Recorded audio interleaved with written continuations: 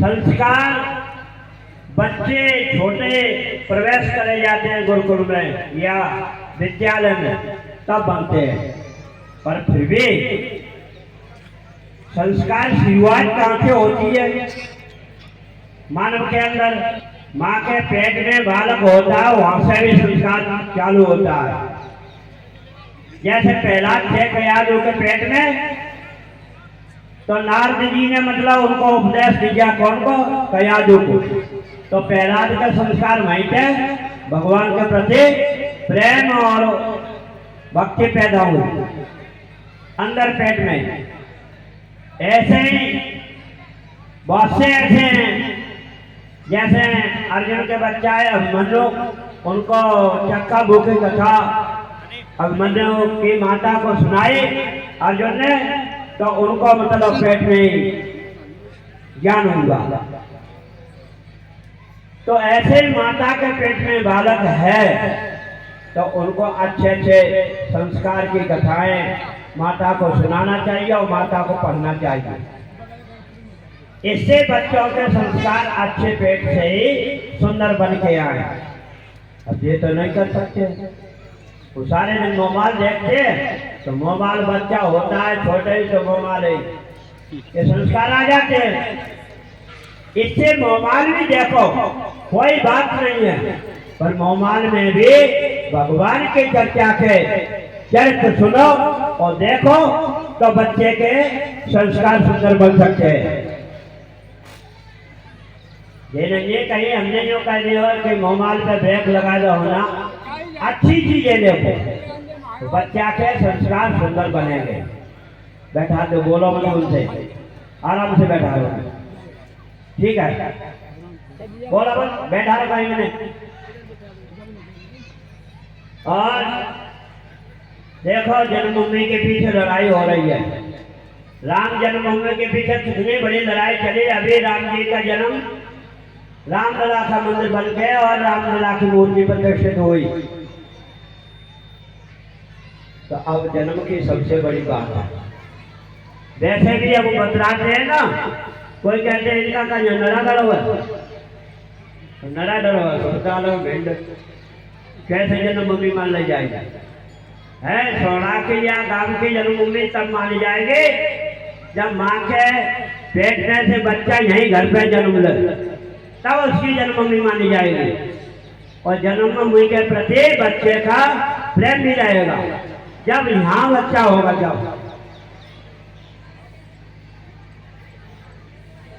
तो ऐसे ही बच्चा हो तो बच्चे के प्रथम संस्कार, दूसरा संस्कार होता है बच्चा जन्म ले और कोई माता ऐसी हो शहद के द्वारा सलाखा बनावे और उस पर रुई लगा करके बच्चे के मुख पे दिव्या पे ओम लिख दे या राम लिख दे, कुछ भी नहीं लिख दे लकार मकार, तो वैसे ओम का ही प्रावधान है शास्त्रों में। तो प्रथम संस्कार बच्चे का होता है, पर इसे नहीं कर पाएंगे। इस चीज को अपन कर लेंगे तो पहला संस्कार बच्चे का हो जाता है। कहने का ये संस्कार सर्वोपरि होता है। माँ के उदर में बच्चा है तो अच्छे भोजन माँ को करना चाहिए, शाकाहारी भोजन करना चाहिए, पर कहना पड़ता है क्या करें? माँ भी ऐसी करती हुई, कहीं कहीं जाते नहीं नहीं हमको ऐसा चाहिए खराब भोजन, उसको कहना तो पड़ेगा ही कि अंडा चाहिए हमको, मांस चाहिए, पर ये भोजन करने से बच्चे के संस्कार खराब आएंगे। जैसे माँ खाएगी वैसा ही बच्चे के पेट में उधर में जाएगा और बच्चे के संस्कार वैसे ही बन जाए खराब। ऐसे साथ के अच्छे भोजन करो, मेवा खाओ, फल खाओ, दूध पियो, ये सारी चीजों को धारण करना चाहिए माँ को जब बच्चा पेट में है। कोई मालिक चीज माता को नहीं खाना चाहिए। जैसे आज के समय में माताएं गुटखा तम्बाकू वगैरह बेच पा रही है, यहाँ तक होता है वो दारू भी पी रही है। कहना पड़ता है क्या करें? अब यहाँ कह रहे होंगे तो कई लोग जो कहते होंगे कि बाबा दारू के गुटखा के अंदर की बात समझ के क्यों कर रहा है? बात तो इसलिए कर रहे हैं तुम हमारे हो, वो हमारे हो तो तुम हम ये जाके हमारे लोग और भारतवासी अच्छे बने, इससे हमें कहना पड़ रहा है। अच्छे बन जाओगे तो हमें बड़ी प्रसन्नता होगी और धर्म पे चलेगी वो संतान आना। अच्छा ये बताओ, संस्कार तो हो ही गए, ये बताओ कितने लोग ऐसे हैं कि अपने बच्चे को गुरुकुल में पढ़ा सकते हैं? बता सकते हो? मुश्किल है कि नवोदय में पढ़ाएंगे। तो नवोदय में पढ़ाओगे तो जरूर माँ पश्चिमी सभ्यता ईसाई धर्म की सिखाई जाएगी तुम्हें, वहां तुम्हारे धर्म के कोई संस्कार नहीं आएंगे। और गुरुकुल में पढ़ाया जाएगा तो जरूर संस्कार सुंदर डाले जाएंगे। उनको पंचगव्य के द्वारा नहलाया जाएगा, उनको चोटी निकाली जाएगी मस्तक पे, पर वहां कुछ नहीं निकाला जाएगा।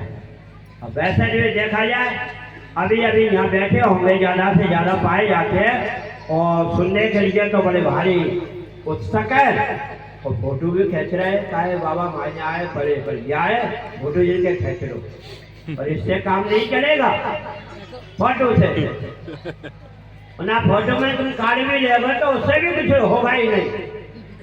यदि तुम्हारे सर पे मस्तक पे चोटी नहीं है तो आज से चोटी निकाल लो।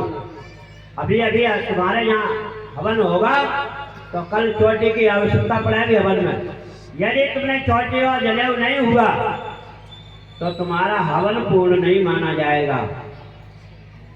कर्म कांड में जो बताया जाता है ये सारी चीजें आवश्यक है। चोटी जनेऊ तो चलो पंडित जी तो मिल जाएगा, दुकान में भेड़ मिल जाएगा, पर चोटी नहीं मिले। हो सकता है आगे चल के चोटी भी मिलने लगे, जैसे रामलीला के बच्चे मिल जाते तो चोटी भी चिपका लेंगे। ध्यान करो इस बात का, चोटी चिपकाई भाई चोटी कभी काम नहीं करेगी। और शरीर में से जो बाल निकले मस्तक पे उससे चोटी बनाएंगे तब कामयाब होगी। अभी अभी हम यहाँ आए तो सबसे पहले हमें देखा तो सबसे पहले बाबा के लिए आसन लगा, यही तो किया। तख्ता लगाया, तुमने लोड लगाई, गद्दे बिछाए, सब कुछ किया। काय करे बाबा बैठा रही, यही तो मस्तक में हुआ। पर एक चीज मस्तक में हमारे घुस जाए, रानी मात्र के ये गायत्री माता का ऐसे ही हमको आसन डाला है, ऐसे ही ये चोटी है वो गायत्री माता का आसन है। सर पर चाहे चोटी होगी तो गायत्री माता की कृपा तुम्हारे ऊपर रहेगी, बर्दाश्त रहेगा। बोलो कितने लोग चोटी रखाना चाहते हो, कितने लोग हिंदू बनना चाहते हो? दो ही बनेंगे और नहीं बनेंगे, अटे बनेंगे। तो ध्यान कर लेना, हमसे जो कह रहे हो हाथ उठा के चोटी के लिए तो चोटी होना चाहिए। और मंदिर पे बैठे हो, यदि हमसे तुमने झूठी कह रही तो नुकसान भी हो सकता है। पहले सोच लो तो चोटी रखाने से पहले तुम्हें ध्यान देना पड़ेगा, जो बाबा कहेगा तो चोटी हमें रखानी होगी।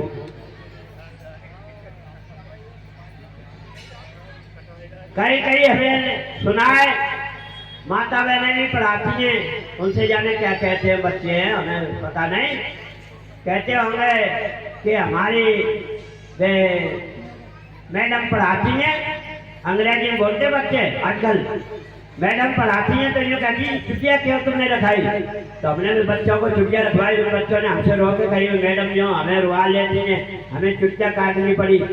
तो हमने किसी दिन क्या है विद्यालय में हम जाएंगे और मैडम से कहेंगे तुम खुंडी चाँद क्यों नहीं आती हो? हाँ, तुम्हें इतने बड़े बात क्यों रखे हो? उस मैडम से कहेंगे हम तुम खुंडी चाँद आओ तो ये चोटी नहीं रखेगा। कहने का है ये तुम्हारे केसों का इतना बड़ा महत्व है, ऐसे उस चोटी का भी विशेष महत्व है। चोटी बच्चे के सर पे स्वयं माता पिता को रखवाना चाहिए। आशे दिए छोटे भी रखवा लो, सबको चाहिए। कथा में बैठे अभी पंडित, इन्हें पूछिए इस कथा बांटने वाला कैसे हुए, गुरुकुल में गए, इनकी चोटी रखवाई और कैसे क्या हुआ। चोटी बड़े घर प्राप्त होती है। तो पहले तुम्हें जो बच्चा होता है उम्र के हिसाब से बच्चे को जनेऊ संस्कार होना अनिवार्य है। वैसे तो ये बताया है सारे क्रियाक्रम बच्चे के कराए और किसी सन्यासी को बुलाए, उसके द्वारा उसको गायत्री उपदेश दिलवाए। ठीक है, बाबा बालक दास नहीं है उपदेश देने वाले, तो इनके ही द्वारा करा। और संस्कार अनिवार्य उम्र के समय पे हो जाना जरूरी है। पर कभी कभी लोग ये कहते हैं ना, हमने गए काफी बच्चों को पूछा था बेटा क्या जनेऊ संस्कार हो गया है, कि पिताजी ने यूँ कहा है कि ब्याह होगा तब जनेऊ संस्कार होगा, और मोड़ा की नौकरी लगी होगी तो ब्याह होगा और तो जनेऊ संस्कार होगा, और नौकरी वाला होगा उसी के विवाह के लिए। अन्य बच्ची वाले कहते हैं फलाने का लड़का लग गया है नौकरी में, तो हम देखना चाहते हैं, हमें नौकरी वाला बताओ। ना नौकरी लगी होगी और ना क्या जनेऊ संस्कार है। कहने का अर्थ ये विवाह से और जनेऊ संस्कार का कोई संबंध नहीं है। जनेऊ संस्कार तो पहले होता है। अब तो विवाह 30 वर्ष के 35 वर्ष के बच्ची बच्चा हो जाते तो वो हो रहा है, कोई अर्थ नहीं उसका। जनेऊ संस्कार तो उम्र 12 वर्ष की उम्र पे ब्राह्मण के बच्चे का संस्कार हो जाना चाहिए, जनेऊ संस्कार और गायत्री उपदेश। ऐसे क्षत्रियों के बच्चे का, वैश्य के बच्चे का, हर जाति के बच्चे का संस्कार समय पर होना जरूरी है। ये संस्कार नहीं होंगे तो बच्चे हमेशा ही शून्य दिशा में रहेंगे, कितने भी तुम पढ़ा दो। और कभी कभी देखा होगा कहना पड़ता है क्या करें। अभी अभी हमारे यहाँ एक पिता आए, उन्हें कही हमारे बच्चे को समझा दो। हमारा हमने क्या समझा, बोलो। उन्हें फोन लगा दिया, फोन लगा दिया और उन्हें कही हम तो ब्याह कर रहे हैं, पता नहीं जानो कौन के संग कर रहे हैं। वो मानते पिता की भी नहीं मान रहे, बालक दास की भी नहीं मान रहे। तो उस बच्चे ने क्या कही, हमारे पिता ने यूँ कही प्रेमानंद वृंदावन में उनका सत्संग सुन रहे करो। पर प्रेमानंद के सत्संग को उस बच्चे ने कोई अच्छी दिशा में नहीं ले गया। उसने क्या किया, हमसे कहे महाराज जी प्रेम बढ़ा है। प्रेमानंद ने कही प्रेम बढ़ा है। मैंने पगले ने प्रेम की तो कहिए, पर प्रेम तो बड़ा है, पर वासना बड़ी नहीं है। तुम तो वासना से जा रहे हो इस दिशा में, और प्रेम के द्वारा जो जाते तो माता पिता की आज्ञा पालन करते, तब तुम्हारा प्रेम विवाह होता है। और माता पिता की आज्ञा को प्रसन्न नहीं कर सके वो माता पिता को, तो तुम्हें कभी आशीर्वाद नहीं मिलेगा, ना बच्चे को ना बच्चे को। बोलो कितने लोग आशीर्वाद चाहते हो, वो हमें हाथ उठा के बताओ। सब चाहते हो तो हमेशा ही माता पिता की आज्ञा पालन करो, और वो गए उस दिशा पे चलिए, तब तुम्हें आशीर्वाद मिलेगा और सुंदर जीवन तुम्हारा कटेगा।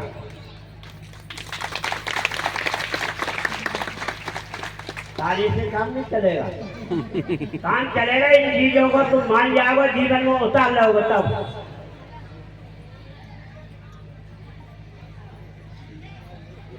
तो अब आप लोग हिंदू हैं, हिंदू तो हैं सब, पर जितनी भी माता हैं उनसे मेरा कर्तव्य निवेदन है, अपने बच्ची बच्चों के प्रति हमेशा ध्यान रखो।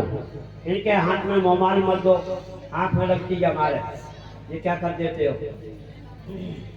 उनके हाथ में मोबाइल मत दो, जींस का पैंट मत पहनाओ बच्चियों को। मोबाइल ज्यादा देंगे तो नई उम्र पे बच्चे गलत दिशा में चले जाते हैं। अच्छी दिशा में ले जाना है तो मोबाइल मत दो, अपने समीप ज्यादा रखो। बच्चों का अच्छा भविष्य बनाना है तो माता सबसे बड़ी गुरु होती है, सर्वप्रथम गुरु माता है। अच्छा बताओ, रामायण में उठाया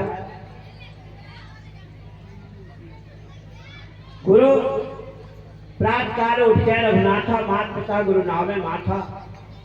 प्रात काल उठ के राम जी भी माता का नाम पहले आया, माता के लिए प्रणाम करके फिर दूसरे नंबर में पिताजी आए और तीसरे नंबर में बालक दासी आए। और जो तीसरे नंबर में आज की तारीख में के पहले नंबर पे करता है और पहले नंबर में पीछे तीसरे नंबर में फेंक गए ना। बालक दास को पीछे से और माता को प्रथम पूजो, और उसके बाद द्वितीय पिता को पूजो और ताके बाद बालक दास को देखो। यदि कि जितने भी बालक हैं अपनी माता की आज्ञा और माता के पैर छुएंगे सवेरे जगते ये पिता के, तो बालक दास के भी पैर झुक जाएंगे, हम जानते हैं। क्यों? घर पे पैर नहीं माता पिता के छुए तो हमारे पैर छूने के लिए सुन रहे हैं कि जानते नहीं पैर क्या होता है छूना।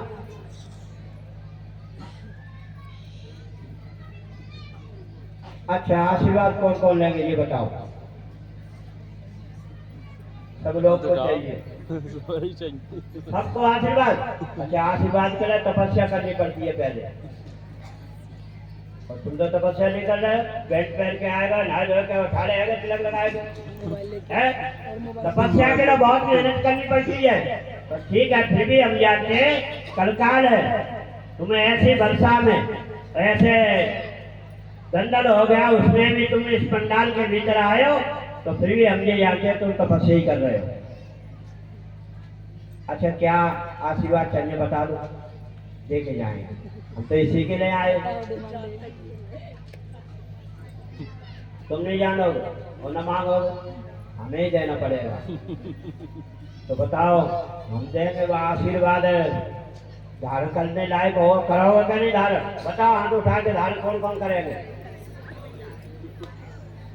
तो देखो, गाय घर में एक रखो पहला आशीर्वाद, और गाय के प्रति अच्छी श्रद्धा है वो तुम्हें हिंदू में, तो आज से चाय का परित्याग कर दो, चाय नहीं पिया हो। पहला आशीर्वाद ये।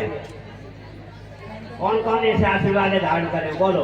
अब गड़बड़ हो गई, अब गड़बड़ है, कैसे लूंगा तुम लोग? अब क्या ऐसे धक्का होने लगे कि बाबा ने क्या क्या दिया है? अबे हिंदू नहीं रहे तुम, अब तुम गड़बड़ हो गए। क्यों? चाय में गऊ का खून मिल के आ रहा है।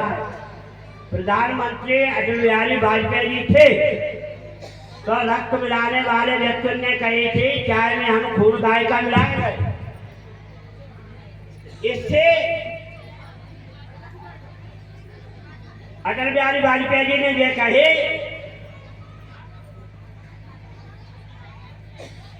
अनुमति लेने तो आए हो, पर मैं अनुमति दे सकता हूँ गाय का खून मिलाने के लिए चाय में, पर एक बात मैं कहूँगा उसको करना होगा। और चाय की पैकेट पे तुम्हें ये लिखना पड़ेगा, इस चाय में गाय का खून मिलाया जाता है। उन लोगों ने कही हम तो अनुमति लेने को आए, चाय की पैकेट पे गाय का खून की नहीं लिख सकते हम, तो तुम चाय के पैकेट पे गाय के खून के नहीं लिख सकते हो, तो हम अनुमति नहीं दे सकते।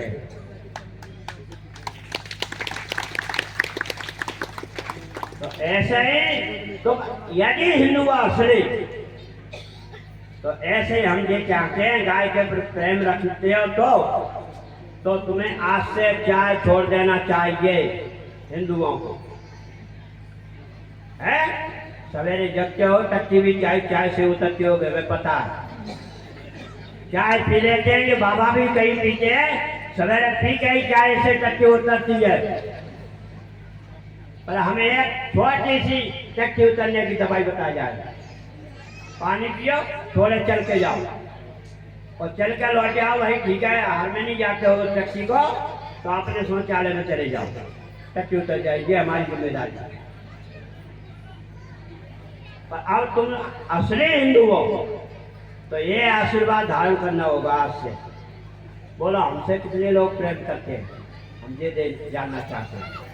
हमसे प्रेम करते हो तो ये आशीर्वाद में ही हमें पुनः आशीर्वाद ये दे दो, आज से चाय नहीं पिएंगे। हम कह रहे हैं आज की बात बंद। तुम तो कह रहे हो, हमें तो बहुत चाहिए, हमें तो ये चाहिए संख्या ज्यादा होना चाहिए छोड़ने वालों की। देखो, ऐसे ही हम पीते रहे चाय। छोटे छोटे बच्चे होते हैं, माँ चाय पाई पीती है, माँ बच्चा पेट में होता है, कई बच्चे पेट में से आते हैं भाई, तो उनके पेट में पथरी होके आती है। क्यों आती है पथरी? पेट में बच्चा भाई पथरी हो गई, इससे हो जाती है। वो चाय इतनी खराब चीज है, बच्चे के पेट में जाएगी और बच्चे की जो धातु होती है अंदर, हड्डी के अंदर, सबके अंदर, खून में, उसमें से वो धातु उसके पेशाब रास्ता आएगी, उसका धीरे से जमा हो जाए, धीरे धीरे जमा होती रहे, तो इससे पेट में भी बच्चा है, उसके भी पथरी रोग होके आता है। ऐसे ही तुम्हारे भी पथरी बन जाती है। नौजवान बच्चों को, छोटों को कतई चाय कतई मत दो, और वैसे तो कोई भी नहीं पियो। देखो दूध तुम इतने चाय बनाते हो, बहुत इतना दूध डालते हो, भले ही एक बूंद दूध पियो, पानी डाल के दूध ही पी लो, कौन सी दिक्कत कर रही है? हम तो दूध पीने वाले हैं ना। हो सकता है हम दूध पीते और तासों में कह रहे हो बाबा दूध पिए तो तासों विरोध कर रहे हो ना। हम तो इससे ये विरोध कर रहे हैं कि हम हिंदू हैं, तुम हिंदू हो। यदि असली हिंदू बनकर रहना चाहते हो तो तुम्हें चाय छोड़ देना चाहिए। क्यों? गौ के प्रति प्रेम है। तो इस पंडाल में जो कथा हो रही है, भगवान का भी अवतार हुआ है, तो किसके लिए हुआ? गौ, ब्राह्मण और पृथ्वी देवता, इनके हिसाब से हुआ है भगवान का, और धर्म का प्रचार के लिए। वैसे भगवान नहीं आते कभी। और यहाँ में कितने भी हम निगाह पछा रहे, नए लड़कों में कई कितने ऐसे बच्चे वो गुटखा आए छोड़ सकते हैं, वो प्रत्याग करें, उन पे हमारा सबसे ज्यादा निगाह है कि हमें बूढ़े तो होना है, तो होएगा बूढ़ा का, पर हमें ये चाहिए बालका में, क्यों? देश की रक्षा के लिए सबसे ये पहले चाहिए हमको। बताओ कौन सा बच्चा गुटखा छोड़ेगा? जो बच्चा दूध नहीं पीता हो उस बच्चे को दूध पीना चाहिए, तो भाई चलेगा। और नहीं, हमने देखा है जो बच्चे दूध नहीं पीते, और कई वैसे बच्चे होते हैं जबरदस्त धक्का देते, चूता भी कभी बच्चे गिर जाते हैं।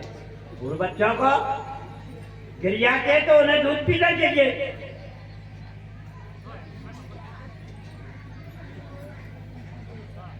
तो हमारी वाणी यही विराम देंगे, ज्यादा नहीं बोलेंगे और पढ़े भी नहीं है। हाँ, और कथा में विलंब होगा, मैं कहीं दूसरी जगह जाना होगा।